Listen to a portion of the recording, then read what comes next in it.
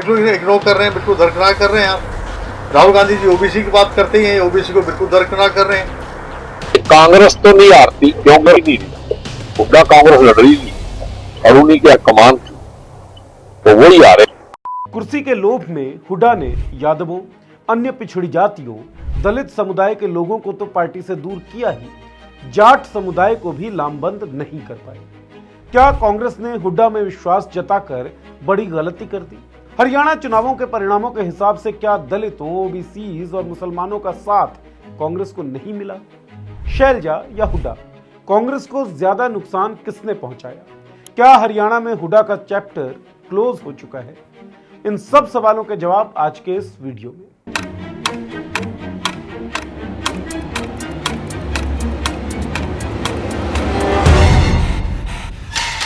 नमस्कार दोस्तों, मैं नीरज झा और आप देख रहे हैं मॉलिटिक्स। हरियाणा में कांग्रेस को अप्रत्याशित हार मिली। वीडियो की शुरुआत में आपने कैप्टन अजय यादव और शमशेर सिंह गोगी को सुना। दोनों नेता प्रदेश कांग्रेस पर संवादहीनता और विश्वास में न लेने का आरोप लगा रहे हैं।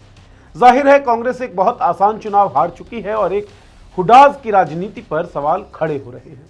किसानों की नाराजगी, युवाओं के असंतोष, महिलाओं के डर और आम लोगों की पीड़ा के बावजूद बीजेपी हरियाणा में जीत गई। ईवीएम सवालों के घेरे में है, होना भी चाहिए, लेकिन ईवीएम इकलौता फैक्टर ना तो है और ना ही हो सकता है। हार की वजह कांग्रेस के पूरे कम्युनिकेशन स्ट्रेटजी में छिपा हुआ था।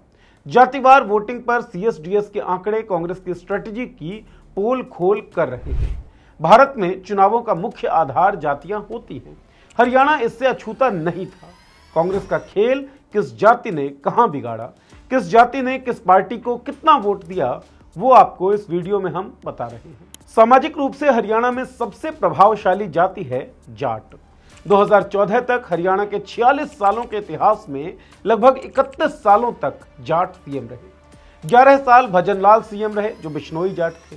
जाहिर है जाटों का सामाजिक प्रभाव और रसूख के सामने बाकी जातियों के लोग कमतर थे। भूपेंद्र सिंह हुड्डा का शासन नौकरियों में जातिवाद और करप्शन से भरा पड़ा था। हर विभाग, हर यूनिवर्सिटी, कॉलेज में एक जाति के लोगों का वर्चस्व था। यह स्थिति गैर जाटों के लिए परेशानी का सबब थी। चौटाला परिवार के टूटने के बाद कांग्रेस हुड्डा के कारण जाटों का विकल्प बनी। बीजेपी ने अपनी परंपरागत रणनीति के तहत सबसे प्रभावी जाति के खिलाफ अन्य जातियों को लामबंद करने का काम किया। जैसी रणनीति बीजेपी ने उत्तर प्रदेश में यादवों के खिलाफ बनाई, वैसी ही हरियाणा में जाटों के खिलाफ। और बीजेपी को जाहिर तौर पर फायदा मिला भी। इस फायदे के लिए जिम्मेदार हुड्डा की राजनीति और पूरे कांग्रेस की चुनावी रणनीति थी। 2019 के बाद कांग्रेस ने हुड्डा के सामने लगभग सरेंडर कर दिया। अशोक तंवर पार्टी से गए, शैलजा सुरजेवाला साइडलाइन हुए, किरण चौधरी को भी पार्टी से निकलना पड़ा। पार्टी में बच गए केवल हुड्डा। कांग्रेस जो एक अम्ब्रेला पार्टी थी, वो जाट पार्टी के रूप में पेंट की जाने लगी। चुनावों में हुड्डा कैंप के 72 उम्मीदवारों को टिकट देकर कुमारी शैलजा को लगभग साइडलाइन करके कांग्रेस ने इस बात पर मुहर लगा दी कि वो जाट पार्टी बनना चाह रही है। सुरजेवाला और किरण चौधरी की स्थिति से यह साफ किया कि जाटों में भी केवल हुड्डा ही प्रभावी रहेंगे। सारे प्रत्याशी हुड्डा के नाम पर चुनाव लड़ रहे थे। हरियाणा में बीजेपी के शासन ने कांग्रेस को तश्तरी में परोसकर मुद्दे दिए थे, लेकिन कांग्रेस ने उन सब मुद्दों की जगह प्राथमिकता दी हुड्डा के चेहरे को। अब हुड्डा साहब का पिछला कार्यकाल इतना अप्रतिम भी नहीं था कि लोग उनके चेहरे पर सरकार बनवा दें। हुड्डा के चेहरे से फायदे की जगह नुकसान हुआ। किसान, जवान, पहलवान के सारे मुद्दे जाट बनाम गैर जाट के चश्मे से देखे जाने लगे। नौकरियों के वादे में पर्ची खर्ची की याद आने लगी। ऐसे में कांग्रेस के वोट का सबसे बड़ा आधार मुद्दे गौण हुए और वोट बिखर गए। मुद्दों की जगह वन कास्ट डोमिनेंस ने बाकी कास्ट को कंसोलिडेट किया, जिसकी कोशिश बीजेपी कर भी रही थी। असर यह रहा कि खुद हुड्डा के गढ़ देशवाली रीजन में कांग्रेस को नुकसान हुआ। अहीरवाल और जीटी रोड बेल्ट में कांग्रेस को नुकसान हुआ। जाट बहुल सीटों में भी बीजेपी ने कांग्रेस को बढ़िया टक्कर दी। सीएसडीएस के आंकड़ों के मुताबिक 53% जाटों ने कांग्रेस को वोट किया, जबकि 28% ने बीजेपी को, 6% ने बसपा और इनेलो के गठबंधन को और 13% जाटों ने अन्य दलों के कैंडिडेट्स को वोट दिया। कांग्रेस की पूरी इलेक्शन स्ट्रेटजी जाटों के इर्द गिर्द घूमी। लेकिन उसे जाटों के आधे से थोड़े से ज्यादा वोट ही मिल पाए और उसने बहुत सारे कम्युनिटीज के बहुत सारे वोट गंवा दिए।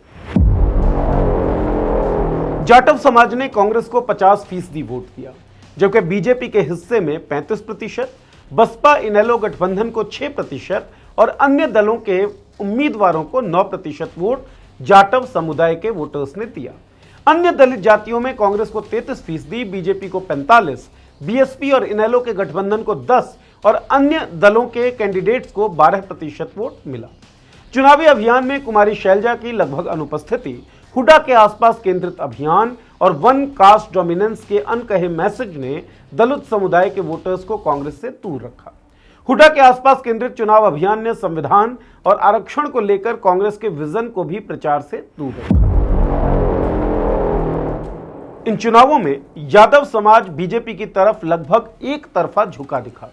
यादव समाज के 62% लोगों ने बीजेपी को वोट दिया और 25% लोगों ने कांग्रेस को। यादव समाज की तरफ से बसपा इनेलो गठबंधन को 2% और अन्य दलों के उम्मीदवारों को 11% वोट मिले। वहीं गैर यादव पिछड़ी जातियों की अगर बात करें तो उनकी पसंद बीजेपी दिखी। 47% गैर यादव ओबीसी की पसंद बीजेपी बनी और 32% की पसंद कांग्रेस।